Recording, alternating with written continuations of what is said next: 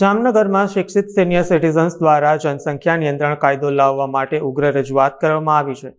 Senior citizens દ્વારા amusement પાર્કથી collector કચેરી સુધી રેલીનું આયોજન કરવામાં આવ્યું હતું, જેમાં તેઓએ બેનરો અને સૂત્રોચ્ચાર સાથે પોતાની માંગો દોહરાવી હતી.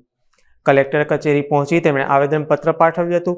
આ આવેદનપત્રમાં જનસંખ્યા વધારાને કારણે ઉદ્ભવતી વિવિધ સમસ્યાઓ અંગે વિસ્તૃત રજૂઆત કરવામાં આવી હતી અને સરકાર વહેલી તકે જનસંખ્યા નિયંત્રણ કાયદો લાવે તેવી માંગ કરી હતી. મારું નામ કેસી પટેલ છે.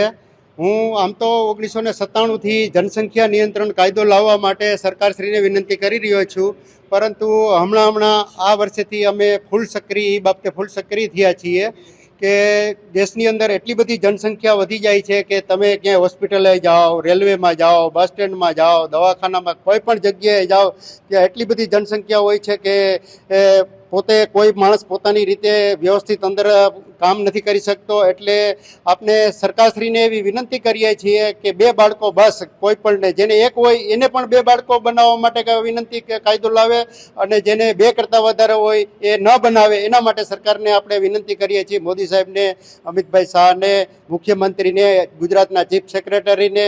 અને આ આંદોલન અમે આજથી શરૂ કર્યું છે. અમે દર વર્ષે આ બાબતે જ્યાં સુધી કાયદો નહીં બને ત્યાં સુધી અમે બધાઓ રાષ્ટ્રને માટે લડવા તૈયાર છીએ, અને સાહેબને વિનંતી કરશું કે વહેલામાં વહેલી તકે કાયદો લાવે, દેશની આબાદી શાંતિથી સુખીથી રહી શકે એવી અમારી અપેક્ષા છે.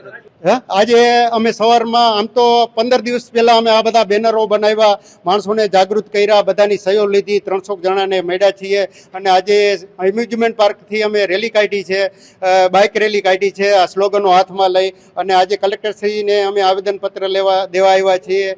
કલેક્ટર સાહેબને અમે 5 કોપીમાં આવેદનપત્ર આપશું. કલેક્ટર સાહેબ જે તે જગ્યાએ મોકલી આપશે. ધન્યવાદ.